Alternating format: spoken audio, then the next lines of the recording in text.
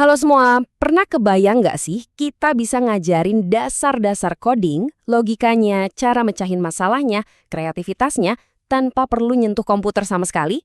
Kedengarannya kayak mustahil ya kan? Oke, yuk kita bedah bareng-bareng gimana sebuah revolusi di dunia pendidikan lagi bikin hal ini jadi kenyataan. Waktu sekolah dulu, kita kan seringnya belajar tuh kayak di dalam kotak-kotak terpisah ya. Ini matematika, itu sains, yang di sana seni. Tapi coba deh pikirin lagi, di dunia nyata, masalah tuh datangnya nggak serapi itu kan? Masalah itu kompleks, saling nyambung satu sama lain. Nah, disinilah kuncinya. Cara kita belajar seharusnya mencerminkan cara kita hidup dan kerja di dunia nyata, yaitu dengan nyambungin berbagai macam ide. Perubahan ini penting banget, karena kita butuh cara belajar yang lebih relevan. Dan ini ngebawa kita ke sebuah ide yang keren banget, namanya STEAM.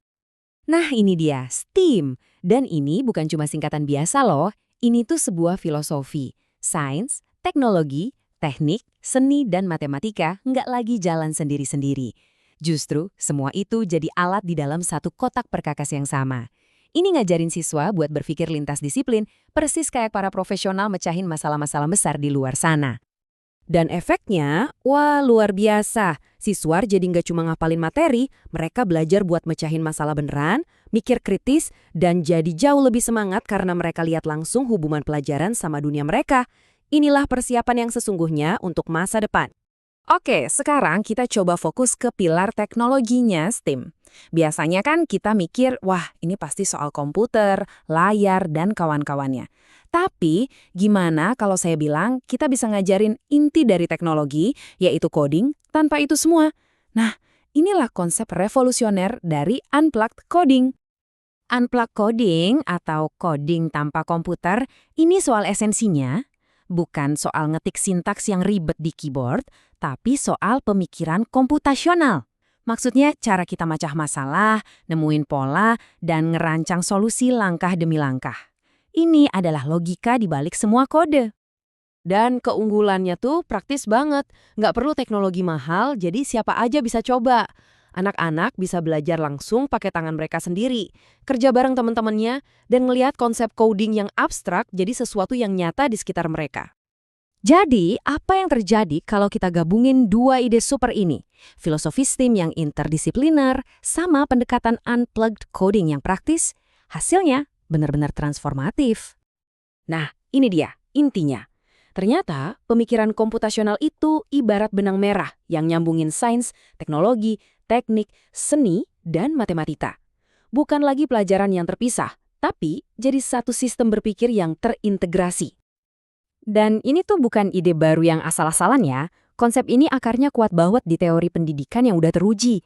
Teori konstruktivis bilang kalau kita itu belajar paling efektif dengan melakukan. Nah, unplugged coding ini perwujudan sempurna dari prinsip itu. Siswa membangun sendiri pengetahuannya, bukan cuma nerima pasif. Oke, teorinya sih kedengarannya keren ya, tapi prakteknya gimana? Yuk kita bedah satu-satu gimana pemikiran komputasional ini hidup di setiap pilar STEAM. Kita mulai dari yang pertama, sains. Mungkin kedengarannya aneh ya, gimana caranya logika coding bisa bantu kita ngertiin alam. Contohnya gini, di sains, siswa bisa pakai dekomposisi buat mecah sistem yang rumit, kayak ekosistem. Atau mereka bisa bikin semacam algoritma untuk sebuah eksperimen, bahkan ngenalin pola dalam data buat memprediksi sesuatu. Ini tuh kayak metode ilmiah yang dapat superpower dari logika coding. Selanjutnya, teknologi. Nah, ini pertanyaannya jelas banget. Gimana caranya ngomongin teknologi tanpa alatnya? Ternyata kuncinya tuh di pemahaman logikanya. Dengan belajar unplugged coding, siswa jadi ngerti mesin di balik layar. Mereka jadi sadar kalau aplikasi atau game favorit mereka itu jalan karena ada algoritma, ada loop, ada kondisional. Prinsip yang sama persis dengan yang mereka pelajari pakai kartu dan balok. Oke, lanjut ke pilar teknik atau engineering. Nah, dari semua bidang, mungkin ini yang hubungannya paling kelihatan jelas sama cara mikirnya seorang coder. Coba deh, lihat proses desain teknik ini. Ini kan sebenarnya pemikiran komputasional banget kan? Mecah masalah, ngerancang solusi langkah demi langkah atau algoritma, terus diuji dan diperbaiki. Nah, kalau di dunia coding itu namanya debugging. Pola pikirnya sama persis. Nah, ini nih yang sering bikin orang kaget. Seni. Bukannya logika sama kreativitas itu musuhan ya? Eits, tunggu dulu. Ternyata nggak sama sekali. Seni itu bisa sangat algoritmik loh. Coba bayangin deh proses bikin pola ubin atau bahkan komposisi musik. Kita nentuin satu set aturan, sebuah algoritma, terus kita ikutin aturannya buat nyiptain sesuatu yang indah. Di sini, logika justru jadi alat yang super kreatif.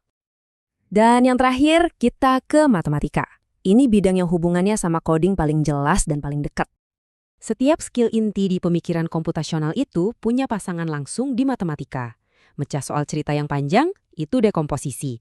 Nemuin pola di deretan angka, yaitu pengenalan pola. Atau bikin langkah-langkah buat nyelesain soal, itu desain algoritma. Dua hal ini tuh kayak dua sisi dari satu koin yang sama. Oke, jadi setelah kita sambungin semua titik-titik ini, kita bisa lihat gambaran besarnya. Ini bukan lagi soal metode ngajar yang baru, ini tuh kayak cetak biru buat masa depan cara kita belajar. Pada akhirnya ini bukan lagi tentang ngajarin 5 mata pelajaran STEAM, tapi ini tentang menanamkan 5 keterampilan kognitif paling fundamental buat abad ke-21. Kemampuan buat mecahin masalah yang kompleks, mikir kritis, kreatif, kolaborasi, dan punya mental baja pas nemuin tantangan. Inilah fondasi yang dibutuhin semua siswa buat sukses, apapun jalan hidup mereka nanti. Jadi, saya mau ninggalin kalian dengan satu pemikiran ini. Kalau coding itu ternyata adalah sebuah cara berpikir, sebuah mindset untuk memecahkan masalah, artinya kemungkinannya jadi tak terbatas. Ini bukan lagi skill buat programmer doang, ini jadi skill dasar buat kita semua. Pertanyaannya jadi kebalik, bukan lagi di mana kita bisa pakai ini, tapi di mana coba kita nggak bisa.